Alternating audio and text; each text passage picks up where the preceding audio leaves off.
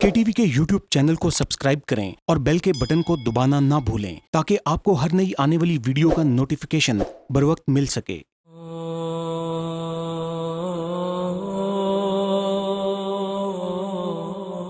मेरा नाम आमिर मुनीर है और मेरा ताल्लुक़ चनाब नगर से है। मेरा पैदाइशी इलाका जो है वो सरगोदा है और इस वक्त जो ताल्लुक़ मेरा चनाब नगर से है और मेरा कादियानी जमात से ताल्लुक़ था और कादियानियत के एज़ ए मुरब्बी के तौर पे मैं उनकी खिदमत कर रहा था। मिर्ज़ा ग़ुलाम कादियानी की तबलीग को दूसरे लोगों तक पहुंचाने में मैं जो है वो मैदान अमल में काम कर रहा था एज़ ए मुरब्बी के तौर पे। और मुरब्बी जैसे हमारे यहाँ आलिम की हैसियत रखते हैं मुसलमानों के यहाँ, ऐसे कादियानियों में उनके मुरब्बियान होते हैं जो मिर्ज़ा ग़ुलाम कादियानी की तबलीग करते हैं और लोगों के ईमान में वसाविस पैदा करते हैं। 1934 में कादियानियत जो है वो 1934 में मेरे दादा के ज़रिया हमारे ख़ानदान में आई, लेकिन हमारे जो आबा व अजदाद थे वो यहाँ के ही लोकल रहने वाले थे। वो हिंदुस्तान से हिजरत करके पाकिस्तान नहीं आए थे, बल्कि मेरे दादा ने 1934 में कादियान में जाकर मिर्ज़ा ग़ुलाम कादियानी के बेटे मिर्ज़ा बशीरुद्दीन महमूद, जो उस वक़्त कादियानी जमात का दूसरा खलीफा था, उसके हाथ के ऊपर कादियानियत को कबूल किया। और यूँ हमारे ख़ानदान में ये कादियानियत जो चली और हमने जब आँख खोली तो हमने ही ये कादियानी घराने में आँख खोली। मेरे माँ बाप ने मेरे पैदा होने से पहले कादियानी जमात के लिए मुझे वक़फ़ कर रखा था। और वक़फ़ जो है, ये वक़फ़ का सिलसिला, ये कादियानी जमात में जो वक़फ़ होते हैं, ये इनकी की सारी ज़िंदगी जो है वो कादियानियत की तबलीग में गुज़रती है। इनका जो माली मुआशी निज़ाम होता है, आइली निज़ाम, जो उनके लेन देन के मामलात होते हैं, ये सारे कादियानी जो उनके दफातर हैं, जो उनका फ़ंड रेजिंग सिस्टम है, उसके तहत चलता है। जो मुरब्बी होता है वो 24 घंटे कादियानी जमात की तबलीग के लिए वक़फ़ होता है और वो दुनिया का कोई और काम नहीं कर सकता। उसने सिर्फ़ और सिर्फ कादियानी जमात की तबलीग करनी है मुख्तलिफ़ मज़ाहिब में। जिस घराने में हम पैदा हुए, बचपन से मिर्ज़ा ग़ुलाम कादियानी की मोहब्बत हमारे दिलों में डाली जाती रही और ये बात ज़हन साज़ी की जाती रही कि आपने बड़े होकर मुरब्बी बनना है और आपकी सारी ज़िंदगी कादियानी जमात के लिए वक़फ़ है। और आपने उलमा से इस कदर हमारे दिलों में नफ़रत डाली जाती रही। और इवन के ये जितने भी हमारे तबलीगी जमात वाले आते हमारे गांव में या हमारे चनाब नगर में जो मुसलमानों की मसाजिद हैं वहाँ पे आते, या जहाँ भी हम तबलीग में थे, तो जब ये तबलीगी जमात वाले या किसी भी मौलवी को देखते तो इंतहा दर्जे की नफ़रत का इज़हार हमसे उनसे करते। वो एक रास्ते से आते, हम वो रास्ते ही बदल देते कि कहीं हमें इनकी शक्ल देखना भी गवारा ना थी। यानी कि इस हद तक हमारे दिलों में उनसे नफ़रत थी। तो इस्लाम लाने की जो सबसे बड़ी वजह है वो ये है कि वो अल्लाह का फ़ज़ल था। अगर अल्लाह का फ़ज़ल और एहसान ना होता तो हम यकीनन हिदायत पाले वाले ना थे, क्योंकि जैसे मुरब्बी की जो हमारे पास हर किस्म की फ़ैसिलिटीज़ थी, गाड़ियाँ थी, मकानात थे, चनाब नगर में क्वार्टर मिले हुए, ये सारी चीज़ें, दुनिया की सहूलियात हमारे पास मौजूद थी। लेकिन जब अल्लाह की तरफ से जो फ़ैसला होता है वो अल्लाह के इल्म में होता है कि वो किसको किस वक्त हिदायत देना चाहते हैं। हज़रत उमर रज़ियल्लाहु तआला अन्हु भी तो घर से किसी और इरादे से निकले थे, लेकिन जब वो वापस घर में लौटे तो ईमान की दौलत को लेकर वापस लौटे।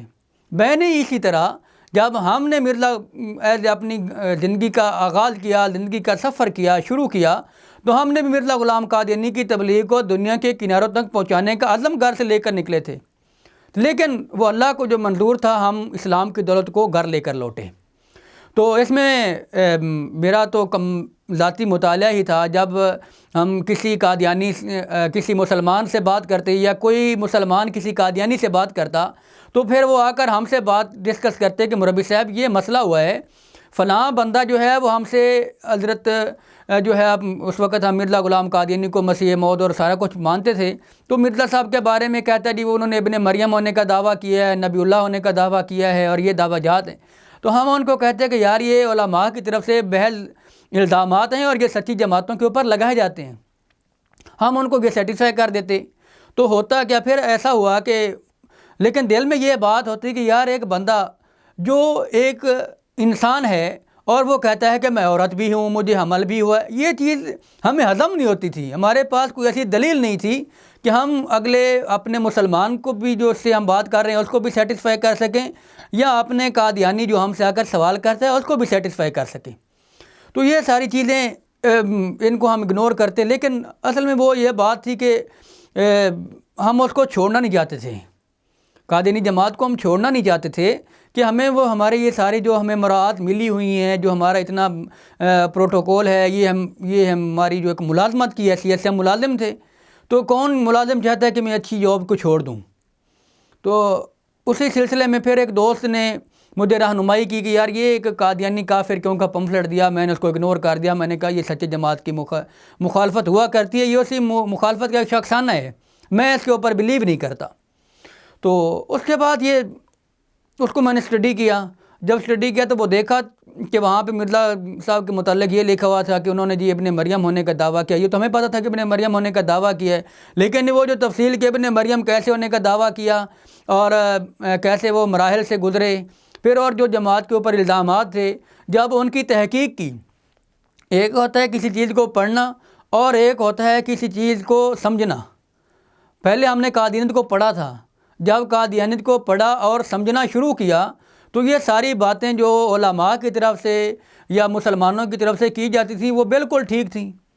تو پھر اس کے بعد میں نے ایک تقابل لکھنا شروع کیا، تقابل قادیانیت اور اسلام۔ اس میں وہ ساری چیزیں جو ہمیں جامعہ احمدیہ میں پڑھائی جاتی تھیں وہ میں نے اس میں لے کر آئے، اس کو ڈسکس کیا کہ قادیانیت ہمیں اسلام کے بارے میں کیا پڑھاتی ہے، اسلام عیسیٰ علیہ السلام کا تصور نظریہ کیا پیش کرتا ہے، اور قادیانیت جو ہے وہ کیا تصور پیش کرتی ہے، اور امام مہدی علیہ السلام کے متعلق قادیانی کیا نظریہ پیش کرتے ہیں، اور اسلام اس کے بارے میں کیا نظریہ پیش کرتا ہے۔ یہ ساری چیزیں کیونکہ چناب نگر میں ایز اے مربی کے کورس میں شامل تو تھیں، لیکن جب میں نے مربی کا کورس کیا تو اس وقت میری عمر 15-16 سال تھی۔ 20 سال کی عمر میں میں نے قادیانی جو مربی کا کورس ہے وہ پاس کر لیا۔ تو 20 سال کی عمر ایک طالب علمی کی عمر ہوتی ہے، وہ سوچنے سمجھنے کی عمر نہیں ہوتی، وہ صرف طالب علمی کا پڑھنے کا عمل ہوتا ہے۔ تو جب وہ پریکٹیکلی میدان میں فیلڈ میں گئے قادیانی جماعت کی تبلیغ میں، تو یہ سارے مختلف حالات و واقعات ہمارے سامنے ہوئے۔ تو جو ہمارے نفرت دلائی جاتی تھی کہ مسلمان بہت بڑے نفرت، یعنی کہ مسلمانوں سے بات کے رہنا ہے، ان سے دور رہنا ہے، لیکن جب مسلمانوں کے اندر جا کر رہے تو مسلمانوں کی طرف سے جو ہمیں محبت ملی وہ بھی بہت بڑی اسلام میں ہمارا آنے کا بہت بڑا ذریعہ تھی، بہت بڑا سبب تھا کہ ہم جن کو کافر سمجھ رہے ہیں، جن کو ہم علماء کو ہمیں اپنا دشمن سمجھ رہے ہیں، وہ تو ہمارے خیر خواہ ہیں، وہ تو ہمارے پیچھے اسلام کا پیغام لے کر چلتے ہیں، ہمیں جا کر ہمارے گھروں میں جا کر کہتے ہیں کہ تم اسلام قبول کرو، محمد صلی اللہ علیہ وسلم کے جھنڈے کے نیچے آ جاؤ، مرزا غلام قادیانی کو چھوڑ دو، تو وہ ہمارے دشمن نہیں، ہمارے خیر خواہ ہیں۔ تو جب ہمارا علماء کے ساتھ وہ جو دل میں ایک نفرت کا مزاج تھا، جب اس کو ہم نے محبت کے مزاج میں بدلا تو پھر ہمیں سمجھ آئی کہ اسلام اور قادیانیت کیا ہے۔ پھر اس کے بعد میں نے قادیان کا سفر کیا۔ اب یہ قادیان کا سفر میں نے کیوں کیا؟ قادیان کا سفر اس لیے میں نے کیا کہ ہمارے مسلمان مکہ اور مدینہ جاتے ہیں، اور مسلمان مکہ اور مدینہ میں جا کر یہ تصور ان کا مسلمانوں کے دل میں تڑپ ہوتی ہے کہ یار ہم وہاں پہ جائیں جہاں پہ ہمارے آقا سرور دو جہاں حضرت محمد مصطفیٰ صلی اللہ علیہ وسلم پیدا ہوئے، وہاں پہ رہے پلے بڑے، وہاں پہ ان کا جو وصال ہوا، دنیا فانی سے انہوں نے رخصت کی، رحلت فرمائی۔ تو اسی طرح میرے دل میں بھی کہ میں بھی ایک نبی کو ماننے والا ہوں، اور سعودی عرب میں تو ہم نہیں جاتے، اور یہ بھی ایک بات ہے کہ قادیانی اصل میں سعودی عرب جانا بھی نہیں چاہتے، کیونکہ قادیانی جو ہے اس نے جب بھی دعا کرنی ہے اس نے قادیان جانے اور مرنے کی وہاں پہ دعا کرنی ہے۔ یہاں قادیانیوں کا ایک شعر میرے ذہن میں آ رہا ہے، قادیانیوں کا یہ شعر ہے کہ قادیانی کا یہ شعر ہے کہ احمدی وہ ہیں جن کے جب دعا کو ہاتھ اٹھیں، تڑپ تڑپ کے یوں کہے کہ ہم کو قادیاں ملے۔ تو ہمیں بھی یہ تڑپ تھی کہ ہم قادیان میں جائیں، کیونکہ مکہ مدینہ سے تو ہمارے دل ہٹے ہوئے تھے، اور ہمارے دل میں مرزا غلام قادیانی کی محبت رسول اللہ صلی اللہ علیہ وسلم سے زیادہ تھی۔ تو اس لیے میں نے بھی مرزا غلام قادیانی کے قادیان میں جانے کا سفر ارادہ کیا۔ تو دسمبر میں قادیان کا جو جلسہ ہوتا ہے اس میں ایز اے مربی کے طور پہ، اپنی خدمت خلق کے طور پہ وہاں پہ جانے کا ارادہ کیا۔ پھر وہاں پہ قادیان میں کچھ عرصہ گزارا، وہ تقریباً 3 ماہ کا ٹائم آف پیریڈ تھا، ویسے ویزا تو زیادہ تھا، لیکن 3 ماہ کا عرصہ میں نے وہاں پہ اس لیے گزارا کہ میں نے مرزا بشیر الدین محمود کی وہ تحریرات پڑھی تھیں جس میں وہ کہتا ہے کہ اب مکہ اور مدینہ کی چھاتیاں روحانیت کے لحاظ سے خشک ہو چکی ہیں، اب نور اور فیض کے چشمے قادیان سے جاری ہوں گے۔ تو میں وہ نور اور فیض کے چشمے دیکھنے کے لیے وہاں پہ گیا، اور وہاں پہ واللہ میں کہہ سکتا ہوں کہ مرزا غلام قادیانی جہاں جہاں رہا آج بھی وہاں سے بدبو آتی ہے۔ یہ میں اس وجہ سے بات نہیں کر رہا کہ میں نے قادیانیت کو چھوڑ دیا ہے، تو آج میں یہ تعصب کی وجہ سے بات کر رہا ہوں۔ یہ حقیقت بات ہے جس کو کوئی قادیانی بھی اگر اس کو حلفاً کہیں تو وہ یہ حلفاً نہیں کہے گا کہ وہاں پہ ایسا نہیں ہے، بلکہ وہ ایسا ہے وہاں پہ۔ پھر اس کے بعد قادیان سے واپس آئے تو دل میں ایک یہ جو قادیانی کی طرف سے ملی ہوئی کچھ مراعات تھیں، یہ ایک سسٹم تھا، اس سے نفرت پیدا ہو چکی تھی کہ یار ہم کس طرح کس طرف لوگوں کو لے کے جا رہے ہیں، اور یہ قادیانیت ہمیں کہاں لے کے جا رہی ہے۔ یہ نفرت جب دل میں اتنی انتہا شدت کی نفرت ہوگی قادیانیوں سے، تو پھر میں نے قادیانیوں کے 3 سوال تیار کرے، جو مطلب کہ اپنے ہی اندر سے سوال تیار کیے اور قادیانیت کا مطالعہ کیا، تقابل کرنے کے بعد میں نے 3 سوال تیار کیے۔ وہ سوال میں لے کر اپنے جو اساتذہ سے جامعہ احمدیہ کے ان کے پاس آیا، مربیان کے جو ہمارے تھے ان کے پاس آیا۔ میں نے آ کر ان سے کہا کہ میں آپ سے 3 سوال کرنا چاہتا ہوں۔ میں یہ نہیں کہا کہ میں اپنے سوال تیار کیے ہیں، میں نے ان کو یہ کہا کہ مجھے کسی مولوی نے یہ سوال میرے اوپر کیے ہیں کہ میں ان کا یہ جواب دینا چاہتا ہوں۔ انہوں نے کہا جی کریں سوال۔ میں نے کہا پہلا سوال یہ میرا ہے کہ جماعت احمدیہ یہ عقیدہ رکھتی ہے کہ حضرت عیسیٰ علیہ السلام فوت ہو گئے، اور جس کے لیے جماعت احمدیہ 30 سے زیادہ آیات کریمہ سے یہ تعویل کرتی ہے، استدلال کرتی ہے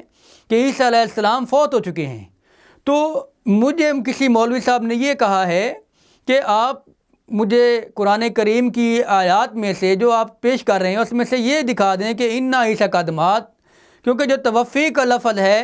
یہ مختلف معنوں میں استعمال ہوتا ہے۔ گو اس کے معنی ایک وفات کے بھی ہیں، لیکن وفات کے معنی اس کے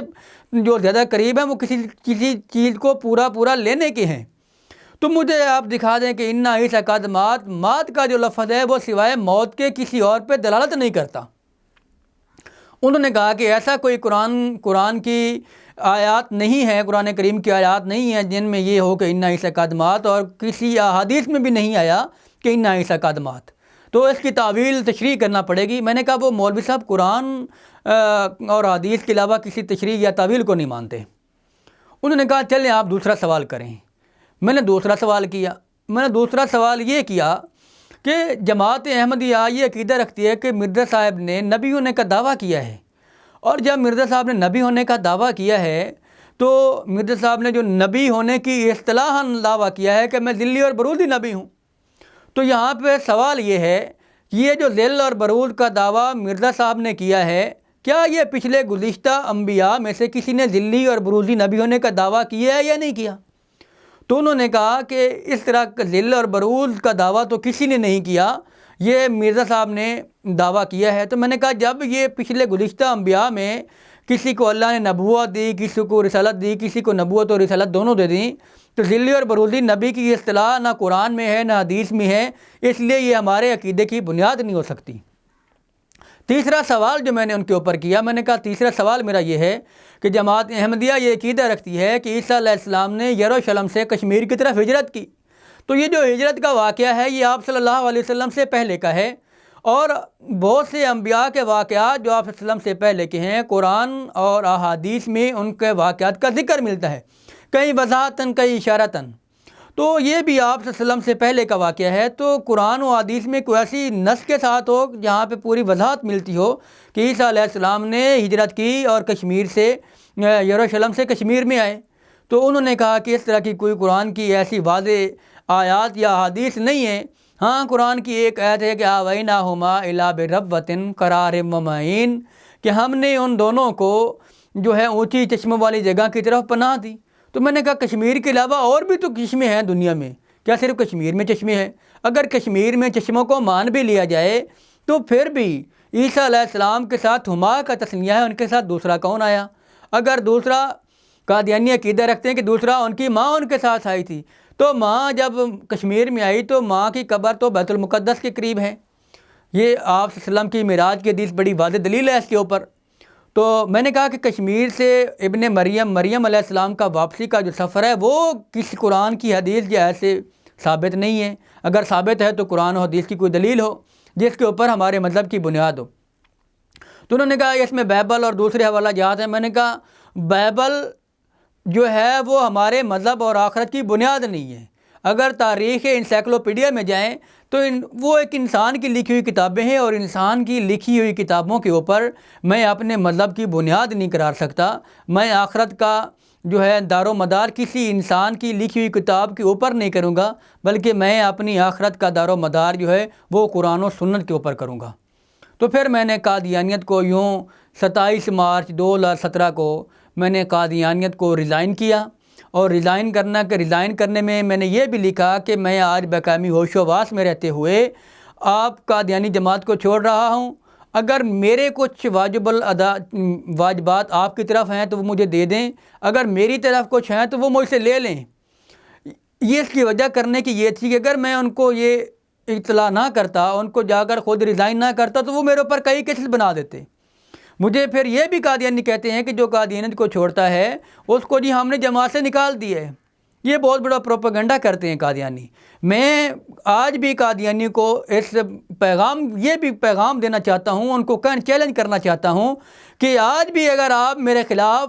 یہ بات بتا دیں کہ ہم نے اس کو جماعت سے نکالا ہے، تو آئیں، دنیا آپ کے پاس بھی سوشل میڈیا ہے، آپ کو اس کو استعمال کریں اور میرے خلاف وہ دکھائیں، لوگوں کو ثبوت دیں